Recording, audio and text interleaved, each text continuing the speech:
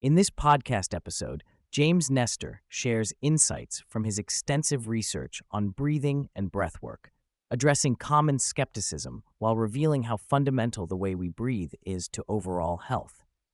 The discussion spans dysfunctional breathing patterns, chronic diseases like asthma and high blood pressure, the importance of nasal breathing, historical and cultural perspectives on breath, advances in scientific understanding, and practical tools for improving breathing habits to enhance sleep, cognitive function, and longevity. James begins by acknowledging that breathing is often overlooked because it feels automatic and something everyone does effortlessly.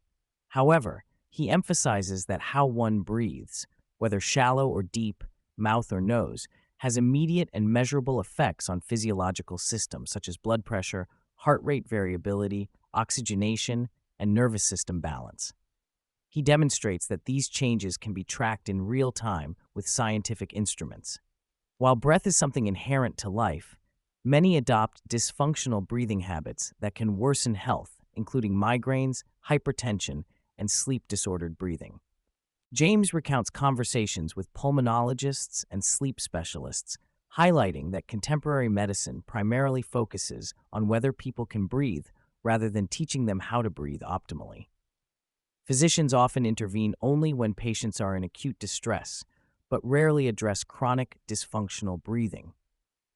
He identifies a gap between managing disease and creating sustained health, noting that breathwork could be an important preventive and therapeutic tool currently underutilized in medical practice.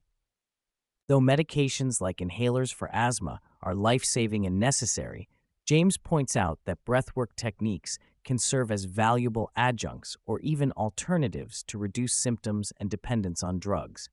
Many kids with asthma are habitual mouth breathers who overbreathe, aggravating their symptoms. By retraining breathing patterns, emphasizing nasal breathing and slower, softer breaths, some have been able to substantially reduce or even resolve asthma symptoms. This parallels other chronic conditions such as type 2 diabetes, where lifestyle changes can lead to remission despite long-standing beliefs about their irreversibility. Progress requires individual effort and willingness to engage in self-care. One major obstacle to adopting healthier breathing habits is that many people, even when informed, resist making changes. James explains that chronic overbreathing induces a state of sympathetic nervous system overdrive, essentially a chronic stress response, that makes it harder for individuals to take proactive steps. Dysfunctional breathing patterns reinforce anxiety and tension, creating a vicious cycle. Effective communication that respects individuals, offers choices, and fosters empowerment increases the likelihood of meaningful change. A key foundational practice, James stresses, is becoming an obligate nasal breather, breathing primarily through the nose, especially during the day and night. Approximately half of children and a majority of adults mouth breathe at some point, causing a host of health issues, including poor sleep, snoring, blood pressure problems, and increased risk of chronic disease. Nasal breathing produces nitric oxide, filters and humidifies air, and modulates the nervous system toward relaxation. A simple self-test is to see if opening the nostrils makes breathing easier, which may indicate nasal valve collapse that can sometimes be corrected with nasal strips. Signs of habitual mouth breathing include snoring, daytime fatigue, and disrupted sleep. Apps that record overnight sounds help individuals objectively assess snoring severity. Mouth taping during the day in short increments helps retrain nasal breathing slowly and safely. Although mouth taping at night can be transformative for some, it is not advised for people with severe sleep apnea or serious respiratory problems without medical consultation. James recommends starting gradually and listening to one's body.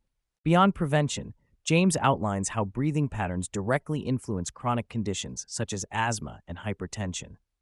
Dysfunctional breathing, rapid, shallow, mouth breathing, can increase airway inflammation and raise blood pressure via chronic sympathetic stress activation. Conscious breathing techniques such as slow, deep nasal breaths with prolonged exhales, often including gentle humming to release nitric oxide, can acutely and chronically lower blood pressure and reduce asthma symptoms. Self-treatment through breath control offers a powerful, accessible tool without side effects. James and the host discuss how breath is not taught in schools or mainstream healthcare, despite its primal importance. Unlike nutrition or exercise, breathing education is neglected, leaving many unaware of how foundational it is to health. Both agree that individuals must take ownership by educating themselves and their families, as institutional change is slow or absent. The conversation highlights that controlled and mindful breathing practices are centuries-old traditions found in yoga, qigong, Native American cultures, and indigenous societies, which tend to exhibit better respiratory health and absence of many modern chronic diseases. These cultures prize the breath as medicine and spiritual practice.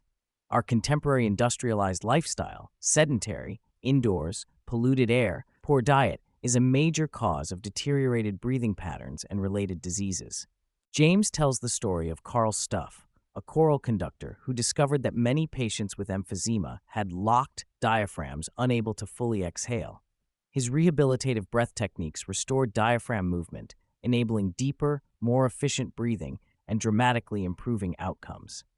Proper exhalation is critical for clearing stale air, allowing full inhalation and reducing respiratory effort.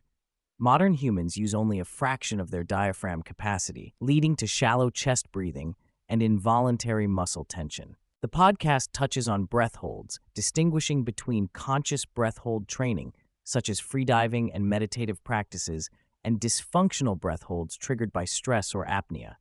Breath hold exercises build tolerance to carbon dioxide, which is the primary driver of the urge to breathe. Increasing CO2 tolerance can alleviate symptoms of anxiety, panic, and asthma.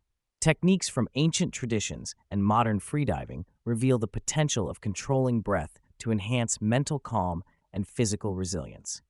An important and underappreciated factor discussed is indoor air pollution, specifically elevated CO2 levels in enclosed spaces such as hotels, airplanes, and offices. Poor ventilation leads to increased CO2, which reduces oxygen availability, impairs cognitive function, induces headaches, fatigue, and raises blood pressure.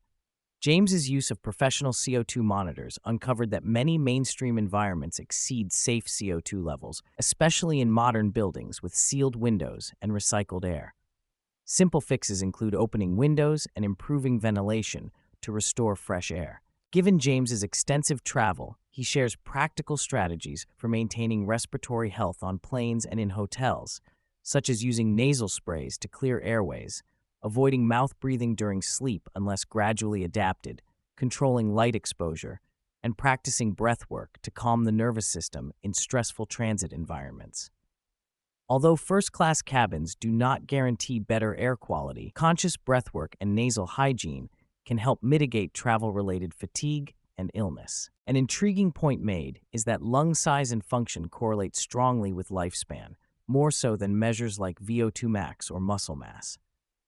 Lung capacity naturally declines with age, reducing our gas tank and increasing the energy cost of breathing. Maintaining diaphragmatic flexibility and expanding lung volume through breathing exercises and posture correction improves vitality and longevity. This is part of why movement and breathing practices like yoga and qigong can enhance health span. James addresses common questions about helping children adopt healthy breathing habits, suggesting that showing visual evidence of facial changes caused by mouth breathing can motivate teens more effectively than health warnings. He stresses the connection between sleep-disordered breathing and conditions such as ADHD and anxiety, highlighting that many children with these issues suffer from poor sleep quality due to airway obstruction. Addressing breathing dysfunction early can significantly improve attention, emotional regulation, and overall well-being. When asked about ultimate daily breathing exercises, James returns to simplicity, breathing through the nose consistently throughout the day. For acute stress moments, he describes a quick technique involving slow inhales with breath holds and calm exhales that helps reset the nervous system and restore calm in seconds. Despite the book's publication 6 years ago and the surge in breathwork popularity, James notes persistent frustration that many remain uninformed about foundational breathing health. He continues advocating for awareness and empowerment so more people can independently improve their health through simple, accessible breathing changes rather than waiting for systemic healthcare improvements.